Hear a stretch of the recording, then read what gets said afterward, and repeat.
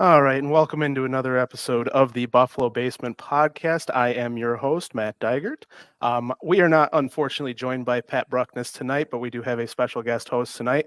We have Ryan Buffalo from the Raging Buffalo Sports Podcast. I'll let him introduce himself in a second. But I do want to just let everybody know we are brought to you by Sons of Erie. For any of your art and apparel needs, Buffalo related or anything else, check them out on sonsoferie.com and definitely got some great art pieces. So definitely check them out and welcome in, Ryan. Thanks. Thank you for having me. I'm Ryan Horton. You can check me out on Twitter, RyanBuffalo01. Good to see you, everybody. Thanks, Matt, for having me on. Absolutely. And now, how's your show going? Let us know a little bit about your show. It's good. It's good. We just posted our second episode just a couple of days ago. We talk about everything Buffalo sports, Bandits, Sabres, Bills, depending on where the news goes. It's great. We appreciate everyone tuning in. And where can we find that? You can find us at the Raging Buffalo Sports podcast on over on YouTube. We're also on Spotify at the same at. Perfect. Well, I'm glad you could join us tonight and hop on for Pat and take his spot for the night, so we can, preview a little bit of tonight with football finally back. Thank God. We've been jonesing for it for about 9 months, and we got a little bit longer to wait for our Buffalo Bills on Monday Night Football against the Jets, and we'll preview them a little bit as well. So let's kind of hop into it here. What do you expect from tonight for the Kansas City Detroit game? Well, so Kansas City did rule out Travis Kelce, more as a precaution probably. But they're also out Chris Jones, who is currently holding out due to his contract. So I'm expecting a tough game. I'm expecting the Lions to really try and prove a statement here. First game of the season after they were very close to making the playoffs last year.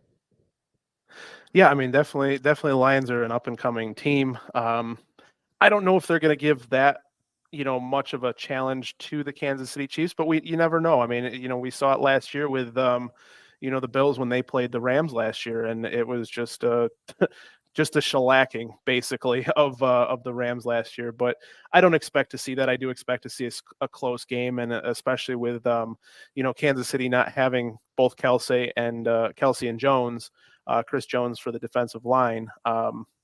We're going to see what it's going to look like here in the very near future for the Kansas City Chiefs.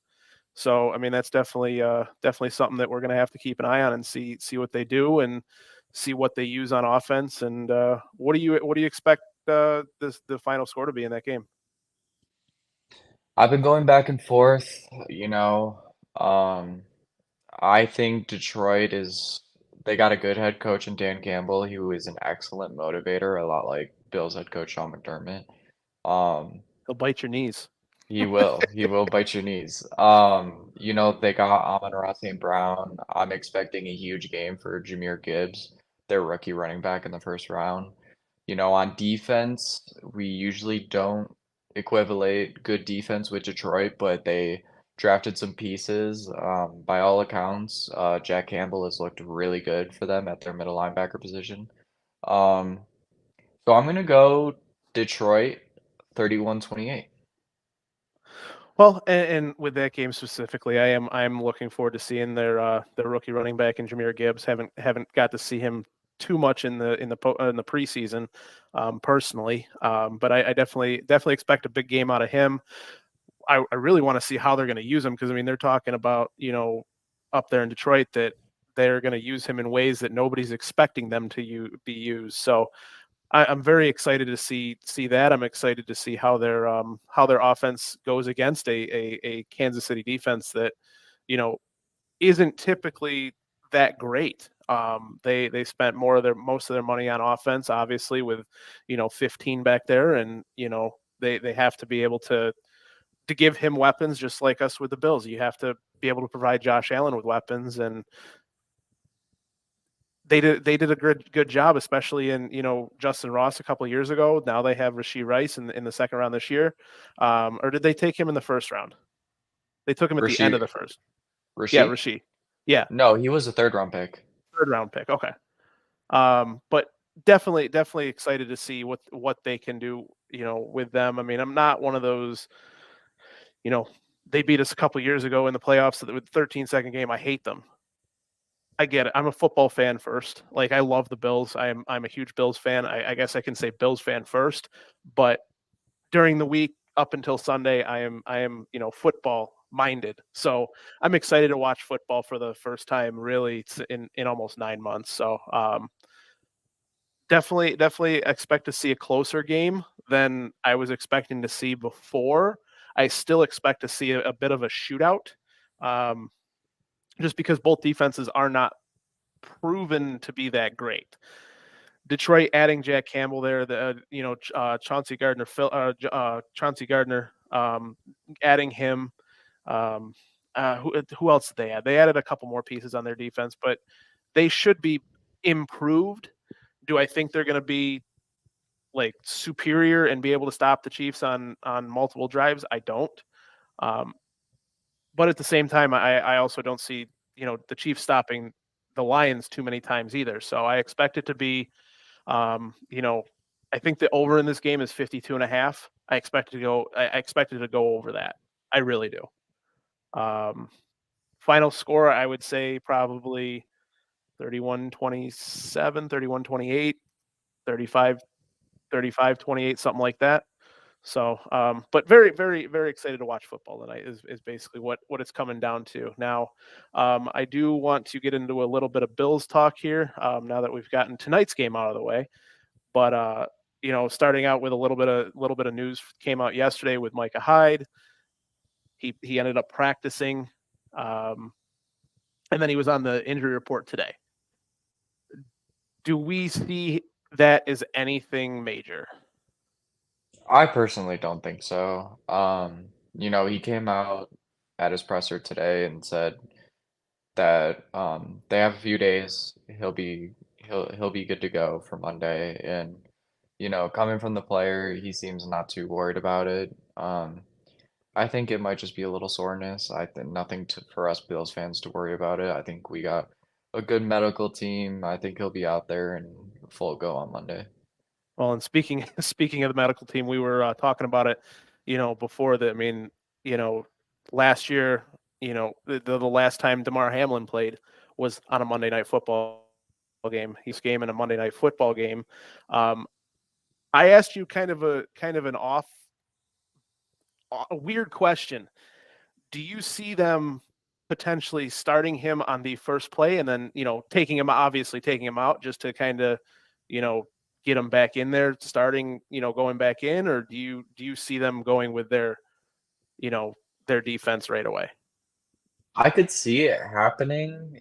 I never really thought about it until you brought it up because it really didn't enter my mind. I just thought, good to have him back, our third or fourth safety. Um, it definitely could. It wouldn't surprise me one way or the other. Um, it would be a feel-good moment being back on Monday Night Football. So it could go either way. I wouldn't be surprised one way or the other. And that's more what I was thinking. Is it's not necessarily like going to happen or anything like that. I'd rather see them. This is not about feel good stories or anything like that. The Bills are a good team, but also the way that McDermott respects his players and treats his players. I could see something like that happening where we saw like Washington they did with Sean Taylor when they played 10, against the Bills, a few years ago after he had passed away. Damar Hamlin didn't pass away. He's going to get his opportunities to play, I'm sure, but I don't know. I it was just kind of an off the wall type question. Is do you see him potentially starting the first play and then coming out? I personally don't, but I think it would be a kind of cool feel good story to get him touching the field again, especially after you know all the NFL teams rallied around that specific moment from last year. But with that being said, let's kind of move on to the game here. Now, first of all, what do you want to see out of the game? I think immediately I want to see our new offensive line pieces on offense. I think bringing Connor McGovern, which a bit of a surprise to me, But a good sign is that McGovern is not on the injury report. I think that means he's good to go. And I think having Edwards as a backup option who won the Super Bowl with the Rams as a starting guard for them is really good depth. And then I think Osiris Torrance at our right guard, I think he was a steal in the second round. I think early on in the draft process, a lot of Bills fans actually had Osiris Torrance to the Bills at 27. So him getting that starting job, building that confidence, we saw him in the preseason, had a really, really solid preseason. Um, and then, the obvious question is Spencer Brown. Is he going to bounce back from that back injury last year? Brandon Beane gave the ultimate vote of confidence to Spencer Brown in the offseason by not really bringing in any competition and really hammering on the fact that Brown was injured last year. So this is his make it or break it year. Is Spencer Brown going to be what Brandon Beane really believes that he can be? And I think for us Bills fans, we really want to see that. And they're going up against a really good test in this Jets defense. Top 5 in the league last year, really helped them stay afloat to around a 500 team for the majority of the season. So it'll be certainly a good test for Spencer Brown. Yeah, I'm definitely not worried about the Jets like outside rushers so much as I am their interior, especially with like Quinn and Williams. So I'm curious to see how they handle the interior offensive linemen, not necessarily on passing plays, but also on specifically on running plays. Like, do they try and open up holes up the middle? Do they try and get the screen game going and working outside of Spencer Brown and outside of Osiris Torrance on his out or exterior shoulder. Also, same thing on the other side, on the outside of Deion Dawkins and the outside of Connor McGovern. I mean, do they try and do that, or they try and run the ball up the middle and try and establish that way? With the line. I mean, time will tell, obviously, but I think it's going to be tough sledding if they were to do that. I'm excited to see this offensive game plan, to see how they handle that interior front for them. But again, I'm also excited to see how Spencer Brown grows this year, because we saw the growth from in year one as he was progressing and getting better and then all of a sudden last year he had the back injury, and he played through it. Even though he was hurting, he was playing through it, and he showed really what Buffalo really is all about, and having these guys in the having those guys really push to be all that they can, and Spencer Brown getting in there, and even though he's hurting, he's still playing. So I'm really excited to see if he takes that next leap forward now that we're getting into the regular season. We know they were working on specific things that were in playbook, and that's why we, against the Steelers, we didn't really see that great of a thing, or great of a effort from him.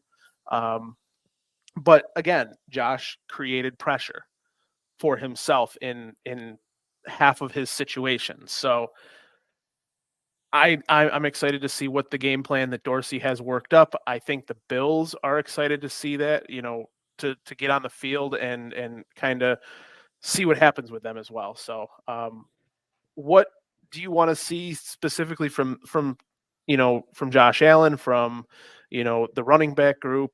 Let's stay on offense here a little bit. What do you expect to see from them?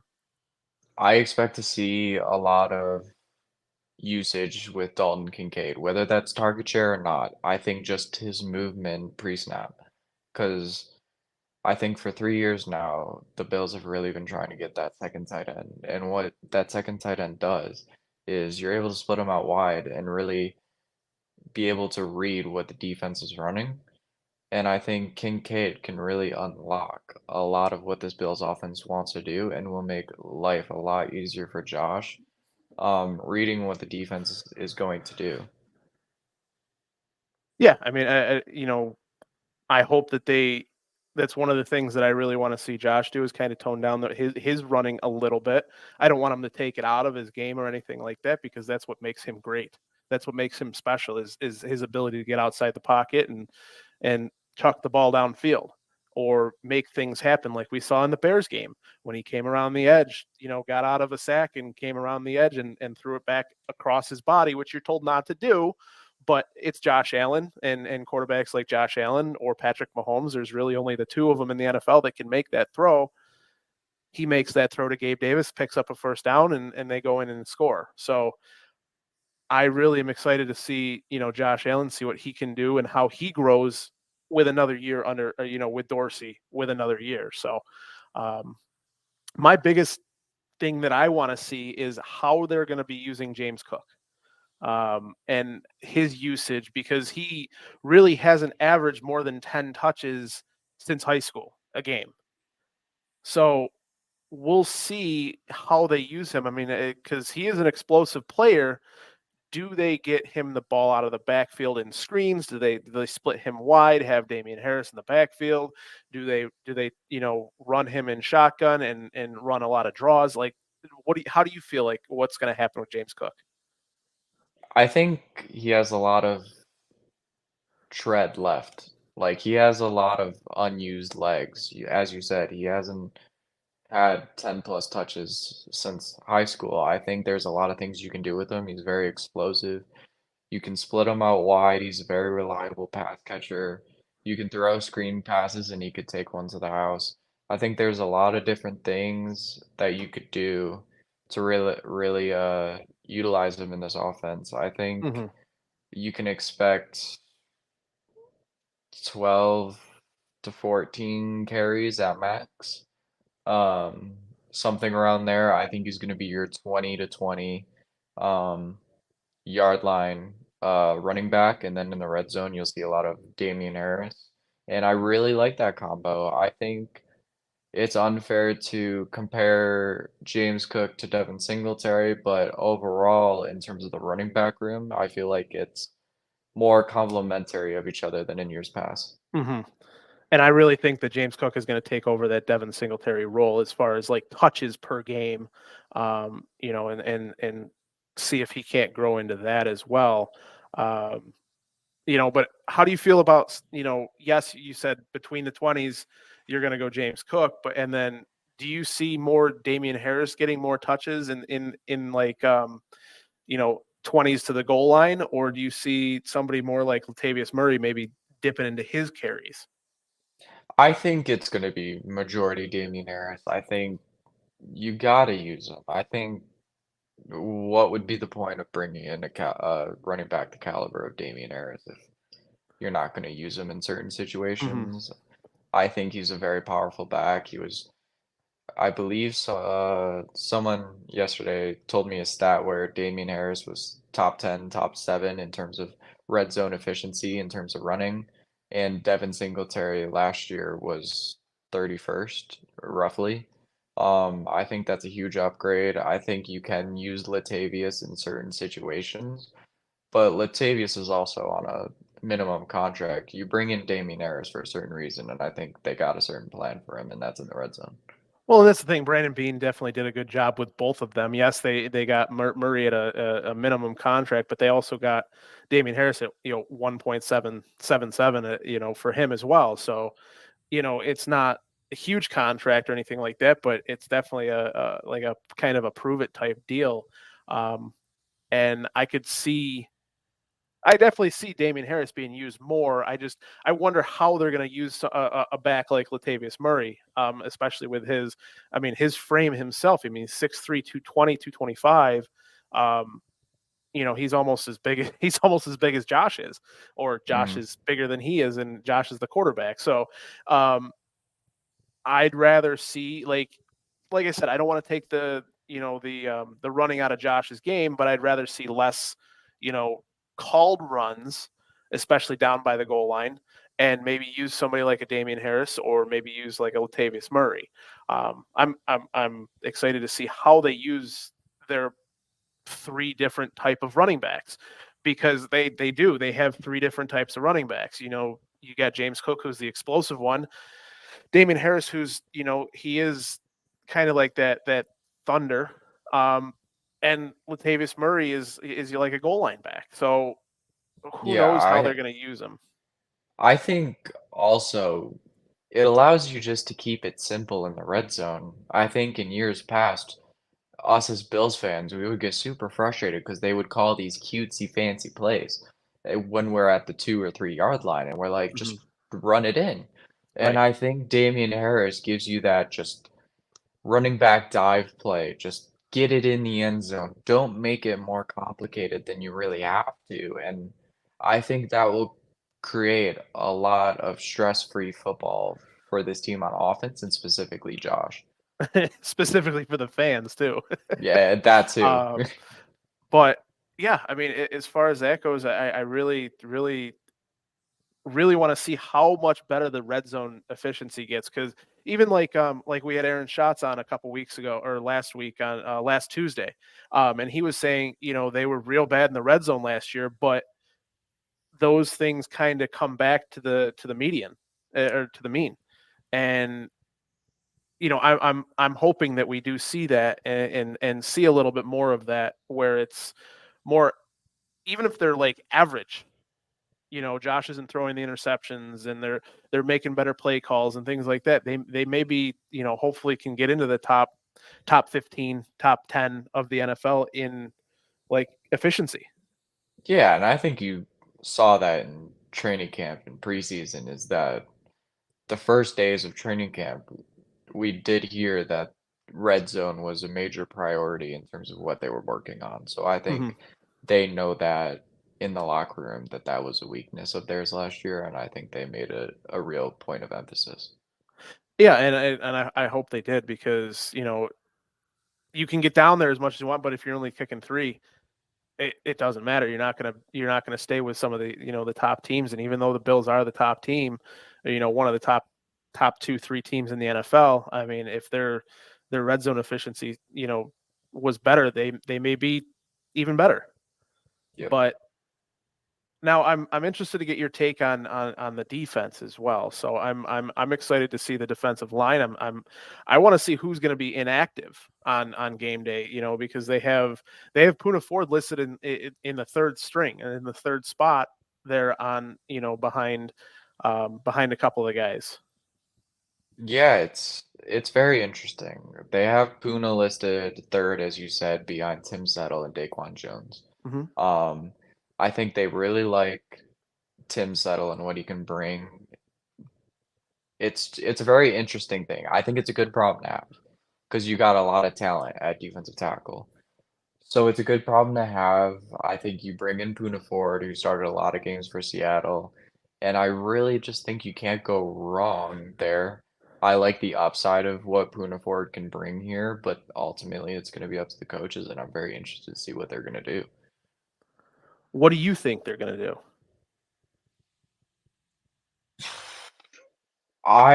Knowing this coaching staff, I genuinely wouldn't be surprised if they played Tim Settle and Puna Ford was inactive, as much as I hate to say that. I think Tim Settle's been in this system for a year now. I think they have trust in Tim Settle. And just historically speaking, with this coaching regime, they go based on trust and experience. And I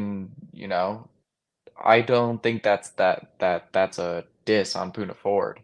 I think that's just a vote of confidence to Tim Settle, but I hope they prove me wrong. I would love to see Puna Ford out there. It's just a matter of what they feel. Right. And I really think that, one of the things with that is it's really going to come down to how they're going to be rotating the defensive line and how they're going to be playing, because I could see Kingsley Jonathan being, inactive, um, or like a Cam Lewis being inactive and Puna Ford being active. Um, but we'll definitely have to see what happens Monday night, and we'll get those inactives about 90 minutes prior. So, um, but as far as the defensive line, how do you think that they're going to, you know, get to Aaron Rodgers? I think there is room to feast against this Jets offensive line. I think even without Von Miller, you have Greg Rousseau going into his third year. You have Leonard Floyd, who you bring in free agency, who won a Super Bowl with Von in LA, who's a known, very good run defender who can also explode in terms of the pass rush as well. Ed Oliver resigns with the Bills on a big money contract extension, which for Bills fans I think was a little bit surprised, but Ed Oliver has shown bursts of what he can be. It's about consistency. I think we know that his talent is there. It's just about him putting it all together and consistently. And where better to start than a struggling offensive line here with New York? They have Aaron Rodgers who likes to get the ball out fast. So one thing that I know the Bills like to do and make a point of emphasis is get those hands up. If you know you're not going to get there, get your hands up and deflect the ball down. I think that will be a very underrated key to stopping this Jets offense. Well, that's the thing. I mean, we saw it last year when they played the Packers, is how he likes to get the ball out super quick, and even without Leonard Floyd, even without Puna Ford, they were still able to get to him. Yes, it's a different offensive line, but I think the Jets' offensive line is much worse than what the Packers had when they rolled out, against the Bills last year. So I think Aaron Rodgers is going to be running for his life personally, or moving around in the pocket briskly in the pocket as best as he can to try and find guys down the field, because uh, he gets hit one, 2 out. So he's going to have to use a lot of reads, a lot of hot routes, things like that, with Garrett Wilson, and we'll see how much of the trust that he's built up with his receivers, because they brought in both Lazard and Cobb Hmm. for that specific reason. So we'll see how much of trust he built up with Garrett Wilson to see if he goes to Lazard, if he goes to Cobb rather than to Garrett Wilson. So um, I really, really expect to see probably 5 or 6 sacks from the Bills on Monday night. Um, I fully expect the Bills to put up 35 points. Maybe not necessarily all on offense, but I do see them getting to Rodgers. We now have a fully healthy Trey White. We have Benford starting on the other side, and you're gonna sprinkle in Elam, Rapp. Taron Johnson's healthy. He's going to be playing in that nickel. So who does he throw it to, and who's blocking for him? Yep, completely agree. So at that point, it's with Aaron Rodgers, it's yes, he wants to get the ball out as quick as he can. Is he going to be able to? I agree with you. I see a big night for our defensive line getting pressure against that mediocre at best Jets offensive line.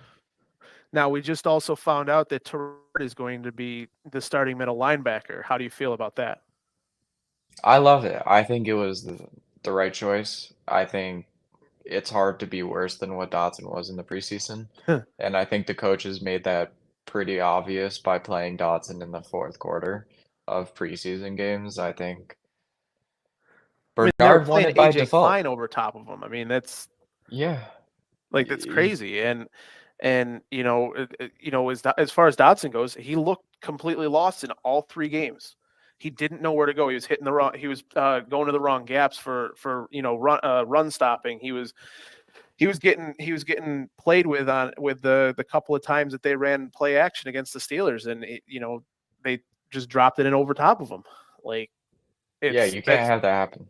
no, and we're gonna see that how much we're gonna be missing Tremaine Edmonds with Bernard, because Bernard does have a high RAS score. I think he was in 8.88, and I think a lot of his downside came from his size more than anything else. Um, so we'll definitely see how Terrell Bernard. And here's the nice thing about it too, is if he does not work out, in the middle there, they always have the option with Kirksey. Yep. So I do you think it was see? a great move. Yeah, I do too. And do you see Kirksey coming up as one of the call ups this week? From everything I've heard, I would kind of be surprised if it was this week. I think it might be a little too soon. I would love for it to happen, but I don't think it will. Well, and I'm not necessarily saying to start. I'm not Yeah, no, saying no, no. that. I know. I wish they would bring him up as a backup to Bernard. I would feel a lot better. I just don't know if they will. Well, and time will tell, and we'll definitely see on Monday. Now the Bills have a very good situation in their safety room and in their cornerback room and the defensive back room, whatever you want to call it. But specifically, you got Hyde coming back, and here's the thing: when we played the Jets last year, we were missing Hyde in the first game that we lost. We were missing Hyde, Poyer, and you had Hamlin and who was the other starting? Was it Johnson? Was it Jaquan Johnson that was starting for Yeah, I Poyer at that believe point? so. And then you were also missing Milano in there, and you were missing a whole Edmonds bunch went of out hurt and as I think well. Edmonds was out too. Yeah, he went out hurt in the first quarter. Yeah. So we're talking a completely different game here because you're going to have all three all pro players in the lineup for you between Hyde, Poyer, and Milano that weren't there last year. So we'll definitely have to take a look and see. But touching on the defensive backs, I'm glad Hyde's coming back. Poyer, the Bills were what 13-0 besides the Bengals game last year with him playing 12-0, 13-0 with him in there. Ended the season either 12-1, 13-1 with Yep. Poyer in there. So we'll definitely see what they have for them. I'm excited to see Trey White with a full year healthy though. Yeah, so am I. I think Tre'Davious having a full training camp, really in full gear, getting back to old Trey is going to play a key part in this defense. And I'm also excited to see Benford. I thought it was surprising in the stance that I was surprised McDermott went with Benford. I think us as fans thought Benford was the obvious choice. But it's a different story for them to actually do it, and I love that McDermott did decide to do it and show that vote of confidence to Benford because I think with Dane Jackson, you know what you're gonna get. He's steady Eddie. But with Benford, he has that other level. He Mm-hmm. has that extra gear that Dane Jackson just does not have. And that's not a bash against Dane Jackson. He's a very okay corner. He's solid, yeah. Yeah, he's solid. He works in this defense. If you need him as a plug and play, fine by me. But Benford has just consistently shown since the start of last season, when they actually did start Benford with Dane while Trey was out, that Benford can play. He's always where the ball is. He's great at deflecting passes. He's great at being physical, and he can intercept the ball. Yeah, for sure. And to have him like last year they had Dane Jackson and Benford across from each other. I'm excited to see Trey White with Benford on the other side and to see, because Trey White, if he's back to Trey White being Trey White, um, goalie academy Trey White, then they're gonna be able to, you know, leave him on an island by himself and then help, Bernard over the top. Obviously, though, if something were to happen where you know Trey White's not himself, they're gonna get him some help too. But if Trey White's back to being Trey White, then I could see him being that shutdown corner again, and then you'll have Benford on the other side where you never know because he could turn into a shutdown corner himself. Yep. Yeah, I wouldn't be surprised in terms of this defensive back and how we're gonna line up. I wouldn't be surprised if you had Benford and one of our safeties bracketing Garrett Wilson and then putting Tre'Davious White strictly on Lazard and Yep. having Tehran on Alan Lazard. I think that would be a good game plan in terms of this Bills defensive back room going up against those Jets wide receivers. Well, and that's the thing. Like, as far as their receivers go, I mean they had Corey Davis going into the final preseason game, and then he just up and retired, and just wasn't for him anymore. So I was worried about Corey Davis, finding you know his footing in that first game against the Bills because he always does something against the Bills. And now with Aaron Rodgers with an actual quarterback, he may go off, but he's gone now, and you're going to be able to put Trey White on Lazard. You're going to be able to put Teron Johnson on Cobb, and then help Benford on the other side with Garrett Wilson. Yep, I completely agree. And so we'll definitely see with that, and where that stuff goes. So the other thing that I wanted to get your opinion on real quickly is our wide receivers that they have Sauce Gardner on the other side. They have Reed on the other side. So do you who do you think has a big game on offense for us? I wouldn't be surprised if it was Deontay Hardy. I've been a big fan of his ever since we signed him. I think he's shifty and more of a vertical threat than we even think, because when we think of him, we know how small he is. He's 5'6", but he does have that verticality to get down the field and has some really good hands. I think Hardy, that like next tier of pass catchers for us, like that Hardy, Sherfield, Kincaid trio, I think will be where this game is won or lost. Well, and we've talked about it multiple times on this show between myself and Pat, and when we had Kevin on last week, and then Greg Thompson the week before. We talked about it. The depth pieces to this Bills team have really improved. Like you're talking going from Isaiah McKenzie to Deontay Hardy. You're talking going from who did they have last year? Like Jake Kumaro. I was just going to say Jake Kumaro, touchdown Jesus, to Trent Sherfield.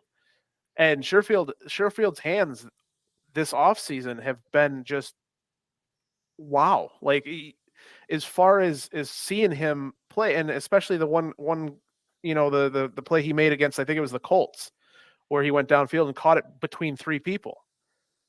You Yep. know, Yeah.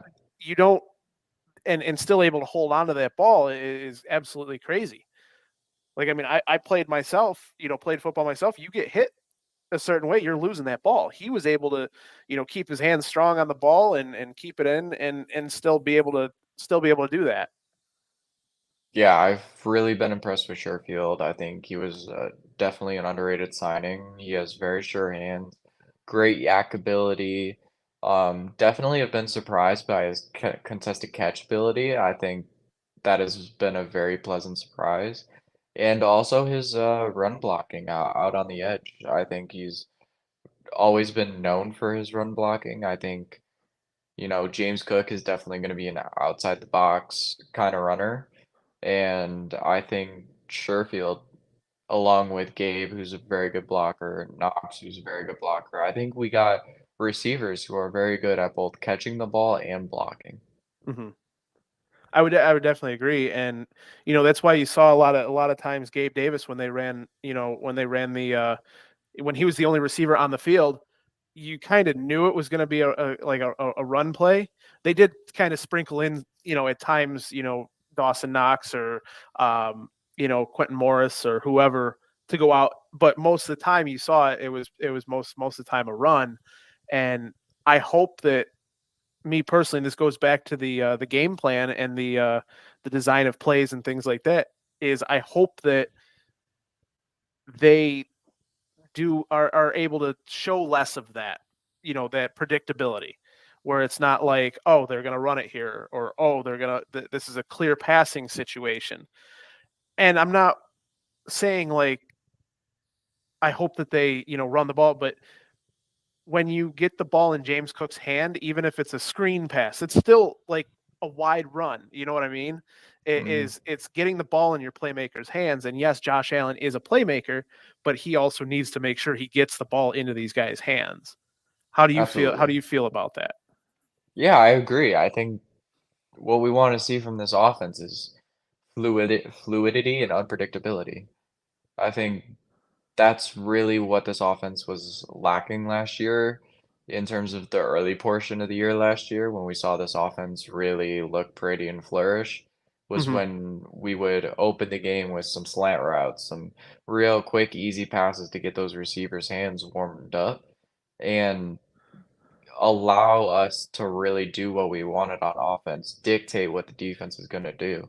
I think we lost that halfway through the year, and I think we definitely need to regain that back and really take advantage of what the defense is going to give us. Because if you keep on gashing defenses for 5 to 10 yards per pop, they're going to have to press up, and that will allow Diggs, who's one of the best route runners in the NFL, to really do those double moves and really burn a cornerback for being too aggressive. Hmm. And we know both Sauce Gardner and Reed are very DJ Reed are very um, aggressive cornerbacks, to say the least, because like we saw it last year, is almost every time you saw Sauce Gardner make a good play, he was holding the receiver or he was interfering with the receiver, and it's crazy to me that none of that got called last year. Very little of Yes. that got called last year. Hmm. So hopefully some more of it gets called against him this year, because you can't have a guy draped all over your receivers and expect them to make a play. But with that being said, let's move on to the most fun part of this. What do you think is going to be the end of this score, or the score at the end of the game? I think it's going to be a close game. Um, I think heading into the fourth quarter with 5 minutes left, I think it's going to be like a 28-23 game. And then I think this defensive line is going to put some pressure on that Jets offensive line, create some pressure on Rodgers, and force a interception for a pick six. And I have the game finishing with a score of the Bills 35, Jets 23. I mean, we're right along the same thinking here. I mean, Ryan. So I mean, definitely, I think the Bills are going to put up at least 35 points against the Jets team. I know that the over under on this game is 45 and a half. So as far as that goes, I see that going way above that, because if we put up 35, I mean, I can see Aaron Rodgers putting up 20, 23 points, 25 points, 27 points, even though our defense is improved, and we're still going to get pressure on him. I can still see him putting up at least 20 points. I hope they prove me wrong. I hope they blow them out. I hope it's 50-0. Like, let's be serious with all the Yep. talk in the media, and all the Jets fans on Twitter and everything else, and then just spouting off at the mouth that the greatest thing since sliced bread, because they have one championship, and in the late 60s, and they haven't done anything since. I hope that they blow them out, but I expect it to be a much closer game. So I my final score prediction for this game is going to be 35-21. I like it. I'll take it. Um, so with that being said, I do want to move on to the rest of the season. So I know Pat, he did message me. He did want me to let everybody know what his thoughts were on this. But let me see here. What does Pat have it as? So Pat has his, let's see, gotta find it here in the texts. Where is it here? Go ahead, Ryan, while I'm looking for this. What is your All what right. is your thoughts on the rest of the year? I think what matters is winning the division and playing the right ball at the right time. Your best ball at the right time. I think the Bills are going to do that. I think we have a really tough back half of the schedule, but with our first half being the easier portion, I think that gives this team opportunity to really find what they like, experiment a little bit, and find their groove for the end of the season. That being said, have the Bills going with a 12-5 record and winning the AFC East. So I did just find it here. So I do have Pat's predictions for the game itself. He said he's very close to me. He has him as 34-21. Josh Allen throws for 345 yards and 3 touchdowns, and James Cook 1 touchdown. So I just wanted to share that with everybody real quickly, because he is my co-host of the show, and he does want to think that. And but I did want to touch on my prediction as far as the rest of the year as well. I have the Bills going 14, and what would that be? 14-3. because there's 17 game 14-3. I do have them losing to the Bengals, the Eagles, and this year I do have them losing to the Chiefs. So I mean, and that, like we talked about offline, is all you got to do is get in there. You got to win your division, but all you got to do is get in there and see what happens at that point. Because, like we've said many times between Pat and myself on this show many times, and like I told you earlier, is it's very difficult to win a Super Bowl. There's so much luck involved in it, not only in the playoffs but also all year to stay healthy. You got to stay healthy for 17 games, potentially 4 games in the playoffs, but including the Super Bowl. So, with that being said, I mean, as a Bills fan, I really hope that the Bills win the Super Bowl this year. I think that it's gotten too tough of a conference right now. I don't think the window is closed because you have Josh Allen no matter what. Like he's gonna, Vontae Mack no matter what, right? But as far as that goes, I don't see a window closed for playoffs, but I really think that it's either this year or not for a couple years. But with that being said, Bills fan or not, Bills fan or football fan, I have the Bills in the Super Bowl this year. I really do. I have them going against the Eagles. I think the Eagles are going to come out of that conference again, and I think it's going to be Bills Eagles in the Super Bowl, and we'll go from there. Yeah. So, who is your Super Bowl prediction? I got Bills 49ers. So you're going the Chris Berman special. I am.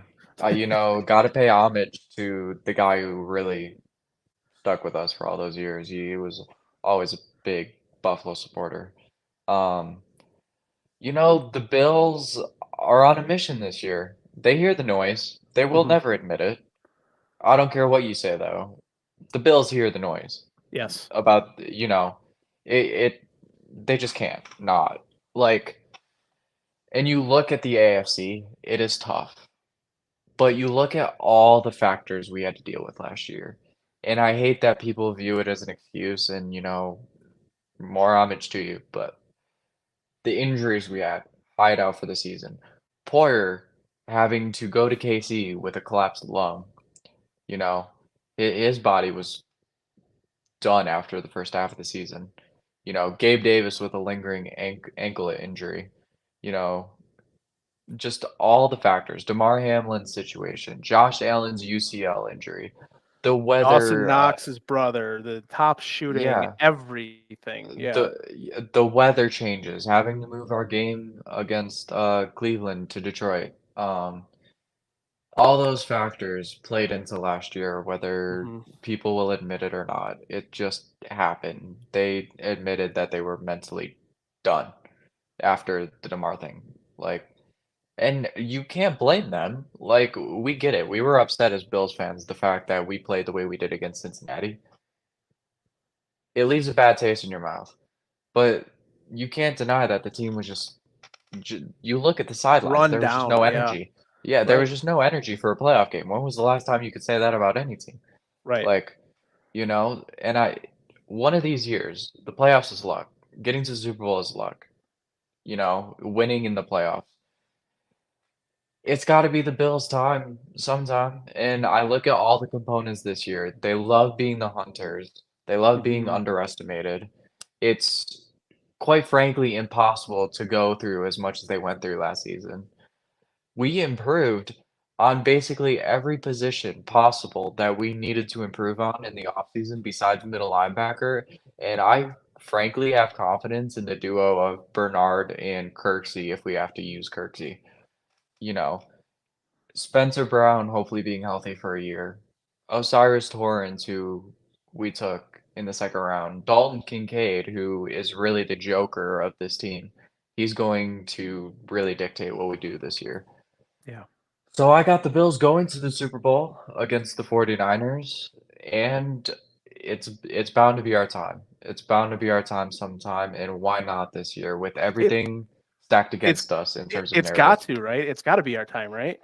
It's like finally, hopefully, finally we get there and end up on top because that'll be a great day in Buffalo to finally bring a championship to Buffalo. And I mean, I've asked people multiple times with and this being a Buffalo sports podcast in general, do you see the Bills winning a Super Bowl before the Sabres? And I always get the I see the Sabres winning before the Bills, and it just a mix of answers. I really hope the Bills win the Super Bowl this year and fulfill that destiny that they had, that Josh has. I mean, he said it all off season. He Yeah. wants to bring a championship to Buffalo. You hear it from Diggs. He wants to do it. He wants to win for Buffalo. And it's not just I don't think it's just a thing, with that they say. I really truly feel like watching them is it's something that they want to do, like actually do. Yeah, and how great would it be to get I mean, nobody really talks about it, but getting a Super Bowl before, we enter our new stadium. Right. Like what a great send off to our new stadium would that be? I Like, mean, that would be pretty cool. Like, I'm not gonna lie, I want to see the Bills win the Super Bowl this year, but I'm not gonna lie, that would be pretty cool in the 2025-26 season, them winning the Super Bowl then, and the ring ceremonies at the new stadium and everything. yeah, Like, that would be so cool. yeah. Like, you just look at everything this season, and I think us as Bills fans have even done this as well. I think this year, Bills fans have been very reserved in the offseason. I think we have taken a step back, assessed our team, assessed everything that happened last year, and I think we're chill. I Mhm. think last year we heard the hype, we heard the noise, the team heard the noise, and I think I can speak to myself. I think we got a little full of ourselves, and I'm more relaxed because you hear all the narratives. Bills can miss the playoffs. Bills aren't going to win the division. You hear that noise. And us as Bills fans, we know our team better than anyone. You know, we look at our team and we're like, we've improved so much, and we're just ready to show the world. And I think this is the year. Well, and that's the thing. Like, I was watching. I think it's Speak Up or whatever it's called with LaShawn McCoy and all them. And Joy Taylor said it the other day that you know nobody's saying the Bills are a bad team in the media.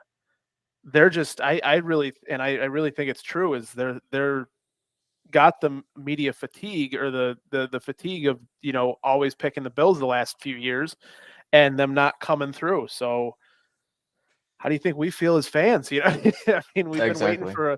we've been waiting for a championship for years, and it almost feels like when the Bills went to 4 Super Bowls in a row after that third one, they're like, oh, please don't go back. We as Bills fans were like, go back 10 more times, but whereas the media sat there and was like, no, we don't want them to go back. And I think you're getting a little of that now, and I really just hope that they go out. And I said it on last week's show to Kevin. Is I said, I'll take the line from Remember the Titans um, you know, run it up and leave no doubt. Like, I don't care at this point. Like, I'm so sick of all these people talking, whether it's Jets fans, whether it's media, whether it's any other team's fans. Go out there, step on the gas, and don't let up. Yep. Like, that's not saying don't go shake their hand at the end of the game, but you got to have a little of that, Handle Brady your Bel- business. Brady Yeah. Brady Belichick mentality. Whereas we're on the field, we're going to keep scoring until you stop us, and then we're done. When the game's over, we'll shake your hand.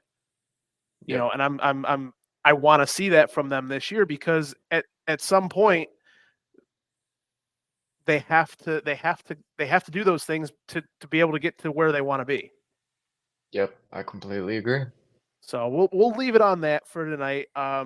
We got the game coming up. I'm excited to see it tonight. So we can definitely have you on again, Ryan, and I you know appreciate it. go ahead and pitch your show one more time, and we'll get out of here. I'll take care of some of my stuff at the end, and we'll get out of here. All right, yeah, you guys can check me out at Raging Buffalo Sports podcast over on YouTube, Spotify, You can check us out on Twitter, Raging Buffalo Sports. Um, we shoot an episode every week. Again, Matt, thank you for having me on. Appreciate you guys. Absolutely. And again, this is the Buffalo Basement Podcast. We are brought to you by Sons of Erie. Definitely check them out. It's www.sonsoferie.com. And I'm Matt Digert. Pat Bruckness, my normal co-host, will be joining us again next week. And hopefully we talk to you guys and are in a great mood after a Bills win from Monday night. So with that being said, Ryan, thank you for coming on. We'll have you on again. And everybody have a good night.